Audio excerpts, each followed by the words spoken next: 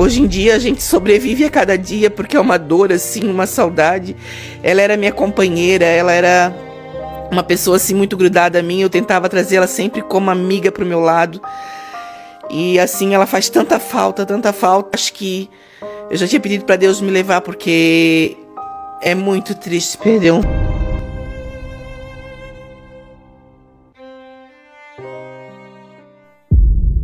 Noong February 2025 sa Brazil, lumabas ang isang 14 years old na babae kasama ang kanyang kasintahan na halos 10 taon ng tanda sa kanya. Ngunit siya ay hindi na muling nakabalik. Si Maria ay isang masayahin at magandang dalagita na nangangarap maging isang forensic expert. Hindi niya alam na siya mismo ang magiging biktima ng isa sa mga kasong iyon. Habang gumugulong ang investigasyon, lumabas sa mga nakakatakot na mga mensahe, selos at pananakit na nagmarka sa kanilang relasyon na tila walang panganib, ngunit nagtapos sa isang malubhang trahedya na nag-iwan sa isang pamilya na maghanap ng hustisya.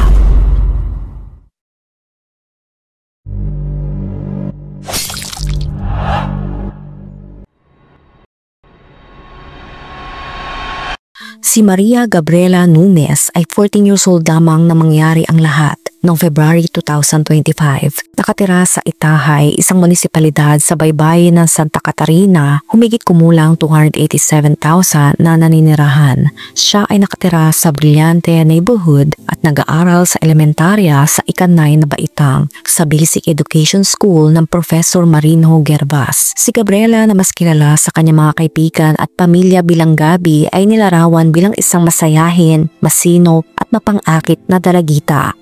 Nakatira siya kasama ang kanyang ina at isang nakababatang kapatid na lalaki na labis niyang minamahal at inaalagaan. Samantala, kapitbahay naman niya ang kanyang nakatatandang kapatid na lalaki na nakatira sa katabing bahay. Ayon sa kanyang ina na si Deborah Alexandre, si Gabi ay isang kahangahangang anak na tumutulong sa kanya na alagaan ang 1 year at 7 months old na kapatid. Mahal na mahal niya ang kanyang kapatid. Siya ang laging kasama ng kanyang ina. Madalas silang magtawanan, madalas silang maglaro. At para sa ina, si Gabi ay napaka-perpekto. Sa paaralan, siya ay nilarawan bilang isang napaka-aktibo, nakikilahok at dedikadong estudyante. Napakatalino at minamahal ng kanyang mga kaklase na nakakakilala sa kanya. Mula pa noong bata pa siya dahil sa lahat sila ay magkakasama mula pa noong preschool. Sinabi pa ng kanyang ina na si Deborah na ang pinakamalaking pangarap ng kanyang anak ay mag-aral at maging isang mahalagang tao sa buhay. At gusto niyang maging isang forensic expert sa hinaharap dahil palagi niyang sinasabi iyon. Gustong-gusto niya ang mga criminal investigation at mahilig siya sa mga misteryo at hindi nalulutas na mga krimen. At gusto niyang gawin iyon bilang kanyang propesyon. Sa kasamaang palad, ang kapalaran ni Maria ay naging napakalupit dahil hindi na niya ito natupad. Tulad ng alam nating lahat, ang pre-adolescence at sa simula na kabataan, ang mga teenager ay may hilig na gustong makilala ang mundo at sumubok sa mga bagong bagay at madalas na hindi mapigilan ng mga magulang. Maraming tao ang naniniwala na mas maging mas mapagpahintulot kaysa pigilan ng mga anak na gumawa ng sariling mga desisyon at iyon ang nangyari kay Maria Gabriela. Sa edad na 13 hanggang 14, nagsimula siya makipagrelasyon kay Anderson Burigo, 23 years old. Halos 10 years ang tanda sa kanya. Kilala ni Anderson ang pamilya ni Gabriela mula pa noong bata pa siya dahil kaibigan siya ng kanyang kapatid na lalaki. Kaya palagi siyang bumisita sa bahay ng pamilya mula pa noong siya ay nag-aaral pa lamang.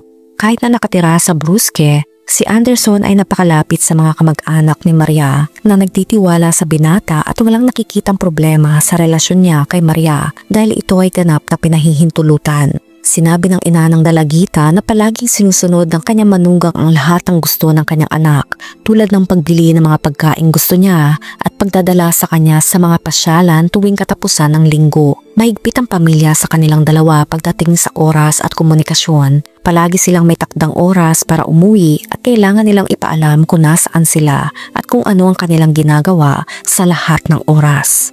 Sa ganitong paraan, tumagal ang kanilang relasyon ng 11 months, halos isang taon na palaging ginagalang ang mga limitasyong ipinataw at palaging umuwi sa oras na napagkasunduan. Sa ilalim ng batas ng Brazil, ang mga kabataang 14 years old ay maaari na makipag-date kahit sa mga nakakatanda. Basta ito ay may pahintulot. Mas ligtas para sa pamilya ni Maria na pahintulutan at pangasiwaan ng relasyon sa halip na hintayin siyang gawin ito ng palihim. Siya at ang kanyang ina ay may napakalapit na relasyon. Halos lahat ay kinukwento niya kay Deborah. At sinasabi kong halos dahil may ilang mga bagay na hindi sinasabi ang anak dahil sa takot na mag-alala ang kanyang ina. Sa ilang mga kaibigan, ikinuwento ni Maria ang labis na selos na laging nararamdaman ni Anderson sa kanya at hindi ito ipinapakita ng lalaki sa harap ng pamilya. Sa isang pag-uusap sa isang kaibigan, binanggit pa niyang nasaktan na siya ng kanyang kasintahan. Sa mensahe, tinanong ng kaibigan, "Sinasaktan ka niya? Bakit?" At sumagot siya, "Dahil gusto kong makipaghiwalay, parang hindi na ako komportable sa relasyon, parang hindi na ito maayos. Kaya kinausap ko siya. Pagkatapos, hinawakan ako sa leeg at pinagbuhatan ng kamay. Kung mahina lang iyon, okay lang, pero ang lakas ng sampal." Bukod sa ulat na iyon, kinontrol din ni Anderson kung sino ang maaring lapitan ni Maria. At sinaktan pa niya ang isang kaibigan nito at tinakot ng sasagasaan ng isa pa dahil hindi niya gusto ang kanilang pagiging malapit sa dalaga. Isang malapit na kaibigan ng dalaga ang nagsabi na simula na magkaroon siya ng relasyon kay Anderson, nagbago ang kanyang pag-uugali. Lumayo sa maraming kaibigan dahil ang lalaki ay labis na possessive at seloso na nagbabanta pang ang papaslangin maging ang buong pamilya nito. Kaya si Gabriela ay nabubuhay sa isang mapang-abusong relasyon na mahirap takasan. Sa kasamaang palad, maraming mas nakakatandang lalaki ang naghihintay sa mga batang babae dahil mas madali silang kontrolin at manipulahin. Si Anderson ay 23 years old na, nagtatrabaho, nagmamaneho, nasa ibang yugto na ng buhay na ibang-iba kay Maria Gabriela na nag-aaral pa lamang sa elementarya. Gayunpaman kahit na bata pa siya, napagtanto niyang hindi na matatagalan ang relasyon dahil sa pagiging agresibo at seloso ng kanyang kasintahan. Dahil dito, ilang araw bago ang lahat ng nangyari, nakikipag-usap na siya sa kanyang ina tungkol sa kanyang pagdanais na wakasan ang relasyon niya kay Anderson. At noong Miyerkules, February 12, ang araw na siya ay nawala. Nagising si Maria at nagpasya siyang sabihin ng lahat sa kanyang ina. Sinabi niya kay Deborah na nagpadala si Anderson ng maraming mensahe na minumura siya at tinatawag siya sa iba't ibang masasamang pangalan. Lahat dahil hindi niya ito nasagot o nareplyan noong nakaraang gabi at inakusahan niya itong natulog sa bahay ng ibang lalaki. Lahat dahil sa ilang oras siyang hindi sumagot sa kanya. Gayunpaman noong mismong araw na iyon, nagplano sina Gabriela at Anderson na magkita sa gabi marahil upang subukang mag-usap ng mas maayos. Bandang 6 ng hapon, dumating si Anderson upang sunduin ang kanyang kasintahan gamit ang kotse dahil dadaan sila sa supermarket para magmerienda. Gaya ng lagi nilang ginagawa. Noong araw na iyon, gusto ni Maria Gabriela ng mga mini sandwich, Doritos at Nutella. Akala ng ina ng dalagita na dahil aalis sila ng 6 ng hapon, ay babalik sila ng 8 ng gabi tulad ng dati. Kaya hindi na siya nag-alala. Ngunit nagtakda siya ng limitasyon hanggang 9 ng gabi para sila ay makabalik. Gayunpaman na mag 8:30 na ng gabi ay hindi pa rin sila lumilitaw. Nagpadala si Deborah ng mensahe sa kanyang anak na babae na nagtatanong kung nagkamali ba siya ng daan papuntang supermarket at bilang tugon ay sumagot si Maria ng kakak or KAKAK. Nagtaka ang ina sa paraan ng pagsusulat ng kanyang anak na babae na karaniwang tumatawa gamit ang KS. Ngunit naisip niyang maaring si Anderson ang sumagot dahil palagi silang nagpapalit ng cellphone, kaya hindi rin siya masyadong nag-alala hanggang sa mag-9 na ng gabi at hindi pa rin sila nakakabalik. Upang mawala ang pangamba ng ina, nagpadala si Maria Gabriela na mensahe na nagsasabing hindi siya magtatagal ngunit nagluluto ang kanyang biyanan ng hotdog at pagkatapos nilang kumain ay babalik na siya sa bahay. Sumagot si Deborah na okay at sa paghihintay sa kanyang anak na babae ay nakatulog siya. Dumating ang 10:00 ng gabi, nagising si Deborah at nang makita niya ang oras ay labis siyang nabahala. Nang malaman niyang hindi pa bumabalik ang kanyang anak na babae, agad siyang nag-video call kay Anderson. Tinatanong kung nasaan ang kanyang anak na babae at kung ano ang ginawa niya rito. Sa sandaling iyon, nakaramdam na ang ina ng kakaiba, nahuhulaan na may mali. Gayunpaman, sinabi ni Anderson na hindi niya alam kung nasaan ang dalagita. Ngunit iniwan niya ito sa gate ng kanilang bahay. Hindi naniniwala si Deborah Deborah sa kanyang bersyon dahil ang kalye kung saan siya at ang kanyang mga anak ay nakatira ay dulo na at ang kotse ng kanyang manugang ay napakaingay. Ibig sabihin maririnig niya sana kung talagang inihatid niya si Maria sa gate. Sinubukan ni Deborah na tumawag ng maraming beses sa kanyang anak na babae, ngunit palaging napupunta lamang sa voicemail. Tinanong niya ng maraming beses ang kanyang manugang at nagpadala pa ito ng audio na nagpapaliwanag ng lahat ng ginawa nila bago niya umano'y inihatid ang kanyang kasintahan sa bahay. Sa audio, sinabi ni Anderson na bago sila pumunta sa supermarket, tinulungan niya si Gabriela na linisin ang bahay at maghugas ng pinggan. Pagkatapos ay dumaan sila sa isang gasolinahan upang magpakarga ng gasolina at pagkatapos ay pumunta sila sa supermarket upang bumili ng Doritos at Nutella sa Brusque at sa huli ay nihatid niya ito sa bahay bandang 10:00 ng gabi. Bilang patunay ng kanyang kwento, ipinadala ni Anderson ang mga resibo ng mga gastos sa gasolinahan at supermarket at nagpadala ng screenshot ng huling pag-uusap nila ng dalaga na nangyari ng 10:17 ng gabi, ngunit hindi ito natanggap ni Gabriela. Sa mga huling mensahe na ipinadala ni Anderson sa dalagita, isinulat niya, "Good night, my angel. God bless you always, my princess. Sleep with God. Bukas makikita tayong muli. Mahal na mahal kita. Angel ko, paalam, mahal. Ano ang nangyari at hindi ka sumasagot sa akin? Nakatulog ka na ba nang hindi mo ako binabati ng good night?"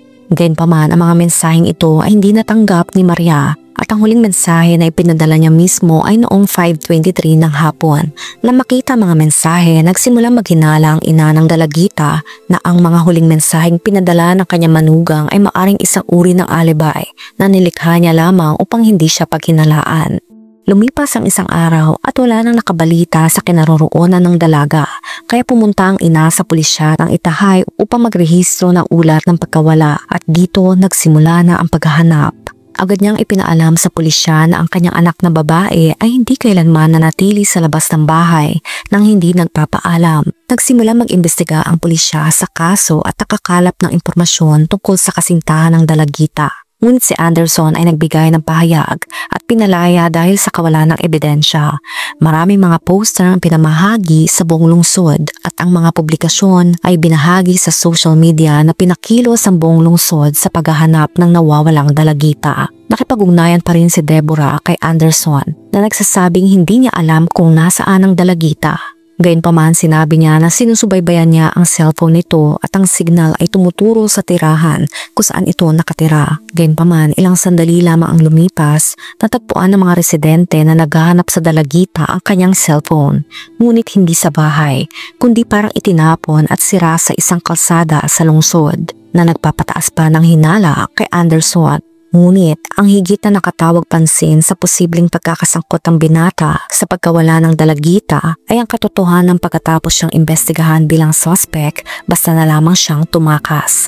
Hindi siya tumulong sa paghahanap na isinasagawa ng mga pulis at bukod dito, umalis siya sa bahay at nagtago ng ilang oras sa mga kakahuyan sa lugar na nagpapakita na ng kanyang pagkakasangkot. Labis na naghihinala sa kanyang manugang, sinabi ng ina ni Gabriela sa pulisya na nagkaroon sila ng pagtatalo sa pamamagitan ng WhatsApp kung saan ipinagtanggol ni Anderson ang kanyang sarili sa mga akusasyon na sinasabing wala siyang masamang intensyon sa batang babae at malapit na itong lumitaw. Isinulat niya, "Wala akong anumang masamang intensyon sa bata. Malapit nang lumitaw, magiging maayos siya. Kailangan niyong itigil ang pag-iimbento ng mga kwento. May grupo na nagsabi na nawala ako, hindi ako nagtago sa kakahuyan, wala akong ginawa. Sana lang lumitaw siya para matapos na ang lahat ng ito at maging maayos ang lahat." Noong February 30, nag-organisa ang pulisya ng isang grupo ng paghahanap sa mga kakahuyan sa lugar kung saan maraming residente, kaibigan, pamilya at mga taong nakikiramay sa kaso ang tumulong maliban kay Anderson. Gayunpaman, sa kasamaang palad, kinabukasan noong umaga ng Biyernes, February 14, natagpuan ng isang grupo na naglilinis ng swimming pool sa isang lugar malapit sa Itahaco River sa Navegantes ang isang labi na may parehong katangian ng nawawalang dalagita.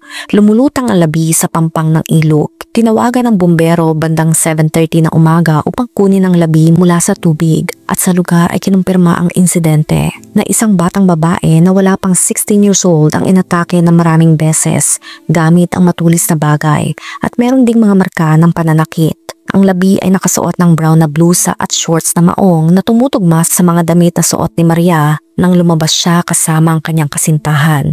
Bukod dito, nakilala rin ng pamilya ang labi sa pamamagitan ng isang tattoo na mayroon siya. Kinabukasan pagkatapos matagpuan ng labi, pansamantalang inaresto si Anderson Burigo nung huling bahagi ng hapon matapos siya matagpuan sa kanyang tirahan malapit sa lugar ng insidente. Nang mapagtanto niyang natuklasan na siya ay bumalik siya sa kanyang bahay. Sa loob ng ilang panahon nanatili siya sa mga kakahuyan sa lugar, sabi ng delegado ng kaso. Matapos magbigay ng pahayag, dinala siya sa bilangguan ng Itahay kung saan siya nanatiling nasa kustodiya ng hudikatura. Sa kanyang pahayag, itinanggi niyang ginawa niyang insidente. Ngunit inamin niyang siya ay agresibo sa kanyang kasintahan at nagkaroon na siya ng mga labis na pagsiselos. Si Anderson ay kinasuhan ng femicide at pagtatago ng labi. Ang depensa ng lalaki ay naglabas ng pahayag upang linawin ang ilang mga katotohanan tungkol sa investigasyon na sinasabing sa kasalukuyan hinihintay ng depensa ang pagkumpleto ng mga pagsusuri na isinagawa sa kotse at cellphone ni Anderson na maaring magbigay ng bagong linaw sa mga katotohanan. Binibigyan din namin ng kahalagahan ng kalmado at responsableng paghawak sa kaso na ginagalang ang nararapat na proseso at ang presumption of innocence. Bukod dito, binigyan diin pa nila ang kanilang kliyente ay ganap na nakikipagtulungan sa investigasyon. Voluntaryong isinuko ang kanyang cellphone, pumayag sa pagsasagawa ng forensic examination sa kanyang sasakyan at hinayaan ang paghahanap sa kanyang tirahan. Binanggit din ng depensa ang isang pangyayari kung saan sinubukan ng mga galit na residente na pasukin ang tirahan ni Anderson dahil sa galit sa nangyari. Ngunit pinigilan sila ng pulisya. Tinapos ng depensa ang paglilinaw sa pamamagitan ng pagpapaalam na ang iba pang impormasyon ay ibibigay sa pagpapatuloy ng proseso. Dahil sa bago pa ang kaso, patuloy itong iniimbestigahan ng pulisya at ang mga pangyayari at motibo ng insidente ay kasalukuyan pang inaalam. Bagamat naniniwala ang pulisya na ang insidente ay dahil sa hindi pagtanggap ng kabiguan na isa sa mga pangunahing motibo ng femicide, sinusuri ng pulisya makakuha ng security camera upang malaman kung paano, kailan at saan eksaktong nangyari ang insidente. Ang mga resulta ng forensic examination ay hindi pa rin handa.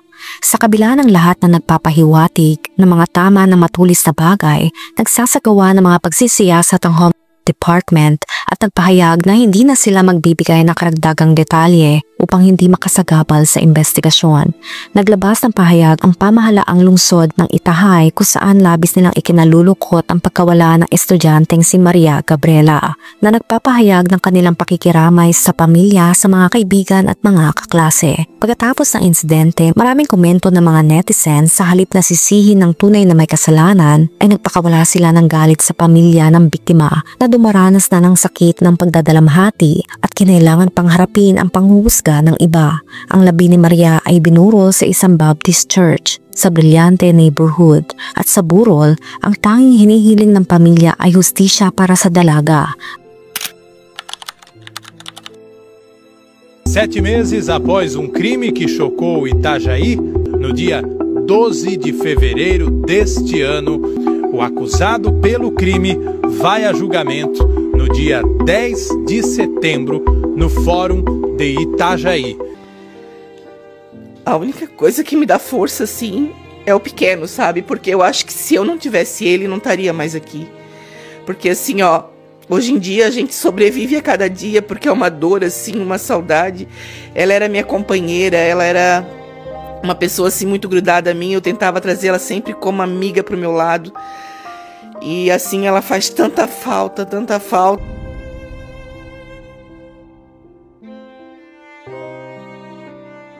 O julgamento de Anderson Burigo é aberto ao público, em júri popular. At ito ang mga huling balita na mayroon tayo tungkol sa kaso ni Maria Gabriela. Ikaw, anong masasabi mo sa kwento natin ngayon? Let me know sa comment section.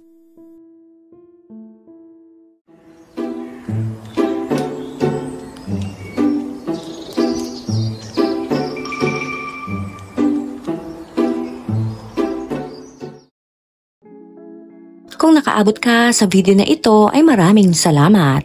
Huwag kalimutan mag-like, share, subscribe, and turn on the notification. Ingat ka palagi. Ciao!